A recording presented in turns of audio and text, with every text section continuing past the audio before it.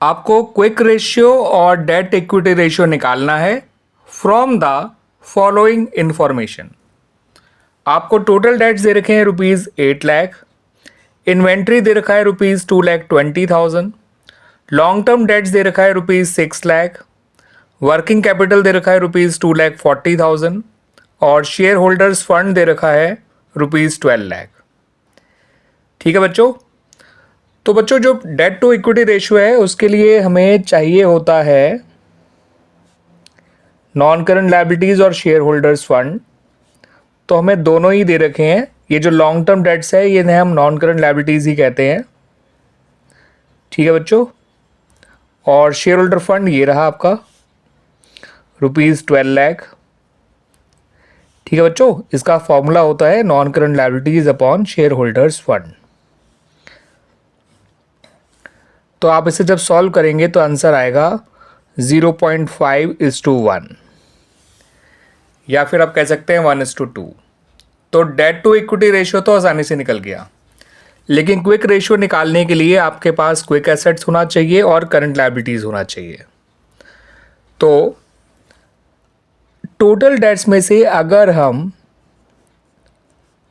Non current liabilities या long term debts को minus कर देंगे तो हमारा करंट लायबिलिटीज आ जाएगा। टोटल डेट्स है ₹8 लाख और लॉन्ग टर्म डेट्स है ₹6 लाख, तो हमारा करंट लायबिलिटीज आ गया ₹2 लाख। ठीक है बच्चों, अब वर्किंग कैपिटल का फॉर्मूला यूज करके हम करंट एसेट निकालेंगे। वर्किंग कैपिटल की जगह लिखिए 2,40,000, करंट एसेट की जगह करंट एसेट ही लिखिए, करंट लायबिलिटीज की जगह लिखिए 2 लाख।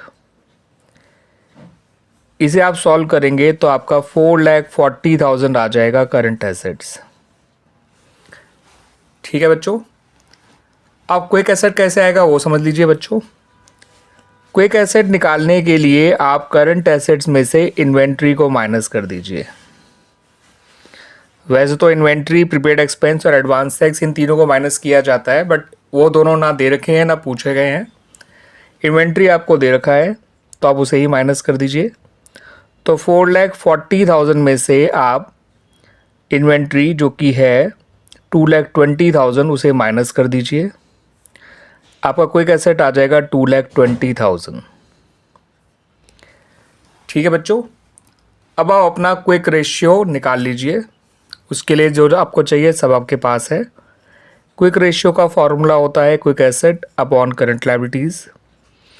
क्विक एसेट है 2,20,000 और करंट लायबिलिटीज है ₹2 लाख। सॉल्व करेंगे तो ये आएगा 1.1:1। ठीक है बच्चों।